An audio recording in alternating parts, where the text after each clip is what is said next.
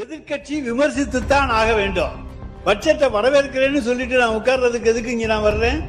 இதுக்காக என்ன எங்க திரும்பியன் தொகுதியிலிருந்து மக்கள் தேர்ந்தெடுத்து அனுப்பிச்சிருக்காங்க. உறுப்பினர் பேசியது அவைக்குழு நீக்கப்படுகிறது. உங்கள் மூலமாக அண்ணனுக்கு சொல்கிறேன், அவர் சத்தமாக பேசலாம், சட்டத்தை குறித்து கூட பேசலாம். ஆனால்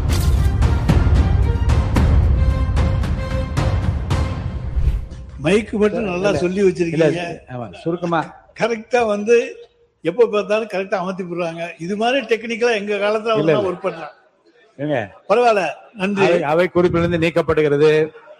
உறுப்பினர் கவனத்துக்காக, உங்க எல்லாருடைய கவனத்துக்காக நான் சொல்றேன்,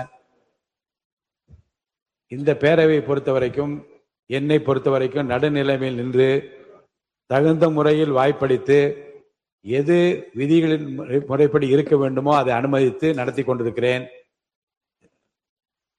உறுப்பினர் இப்போது சொன்ன போன்ற கருத்துக்களை தவிர்க்க வேண்டும் என்று நான் கேட்டுக்கொள்கிறேன். தவிர்த்து விடுவோம் அப்படி சொன்னாங்க எதிர்கட்சி. அதே நேரத்தில் முன்னாள் அமைச்சர் நம்முடைய தங்கம் தென்னரசு அவர்கள் பேசியது போன்றவற்றையெல்லாம் இன்றைய பள்ளி கல்வித்துறை அமைச்சர் சொன்னார். நான் கொஞ்சம் சத்தமா பேசிட்டேன். அதனால அவருக்கு ஏதோ நம்ம கோபமா கொந்தளிச்சு பேசுறா போல ஒரு தோண்டி இருக்கு. எதிர்கட்சி விமர்சித்துத்தான் ஆக வேண்டும். பட்ஜெட்டை வரவேற்கிறேன்னு சொல்லிட்டு நான் உட்கார்றதுக்கு எதுக்கு இங்க நான் வர்றேன்? இதுக்காக என்ன எங்க திரும்பியன் தொகுதியிலிருந்து மக்கள் தேர்ந்தெடுத்து அனுப்பிச்சிருக்காங்க. அரசுக்கு வேண்டிய ஆலோசனைகளையும் சொல்ல வேண்டும். பட்ஜெட்ல என்ன நிறைகுறைகள் இருக்கிறது அதை சொல்ல வேண்டும். அதுதான் எங்களுடைய கடமை. அந்த கடமையை தான் நாங்கள் செய்கின்றோம். நாங்க முதலமைச்சரை பத்தி தப்பா சொல்ல, மற்ற அமைச்சர் தான் சொல்றோம். முதலமைச்சர் சொல்லிக்கிட்டே தான் இருக்காரு, உங்களை யாரும் லஞ்சம் வாங்க கூடாது, எது பண்ண கூடாதுன்னு. அதுக்காக அடுத்த எழுதி நடக்காம இருக்கா என்ன இருக்கு? அவர் சொல்றதே நீங்க யாரும் கேட்க மாட்டேங்கிறீங்க, எங்களுக்கு வருத்தம். உறுப்பினர் உறுப்பினர் பேசியது அவைக்குழு நீக்கப்படுகிறது. பள்ளிக்கூடத்தில் அமைச்சர் அவர்கள் பேசுங்க. மாண்புமிகு சட்டமன்ற பேரவைத் தலைவர் அவர்களே, உங்கள் மூலமாக அண்ணனுக்கு சொல்கிறேன், அவர் சத்தமாக பேசலாம், சட்டத்தை குறித்து கூட பேசலாம். ஆனால் உண்மைக்கு புறமானதை பேசாமல் கொஞ்சம் உண்மையை பேசினால் நன்றாக இருக்கும் என்பது எங்களுடைய கோரிக்கை. அதே சமயம் பேசுகிற பேச்சு என்பது இரண்டு வகையான பேச்சு இருக்கிறது.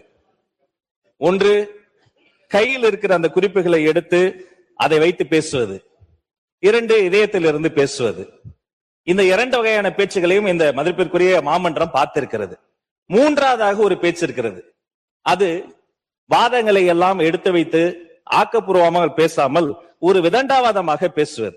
அண்ணனுடைய பேச்சு என்பது ஆரம்பம் முதலே ஆக்கப்பூர்வமான ஆலோசனைகளையோ விமர்சனங்களையோ வைத்தால் அதை ஏற்றுக்கொள்ளக்கூடிய மனநிலையில் தான் எங்கள் வெற்றி தலைவர் தமிழக வெற்றி கழகத்தை வளர்த்திருக்கிறார் என்பதை இந்த மாமன்றத்தில் கூறி, அதே சமயம் உண்மைக்கு புறம்பான ஏதேனும் ஒரு செய்தியை அவர் சொல்கிற பொழுது அதை அந்த இடத்திலேயே சுட்டி காட்டுவோம்.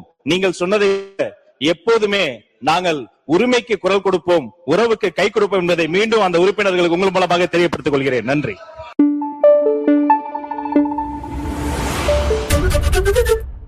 எதிர்கட்சி விமர்சித்துத்தான் ஆக வேண்டும். பட்ஜெட்டை வரவேற்கிறேன்னு சொல்லிட்டு நான் உட்கார்றதுக்கு எதுக்கு இங்க நான் வர்றேன்? இதுக்காக என்ன எங்க திரும்பியன் தொகுதியிலிருந்து மக்கள் தேர்ந்தெடுத்து அனுப்பிச்சிருக்காங்க. உறுப்பினர் பேசியது அவைக்குழு நீக்கப்படுகிறது. உங்கள் மூலமாக அண்ணனுக்கு சொல்கிறேன், அவர் சத்தமாக பேசலாம், சட்டத்தை குறித்து கூட பேசலாம். ஆனால்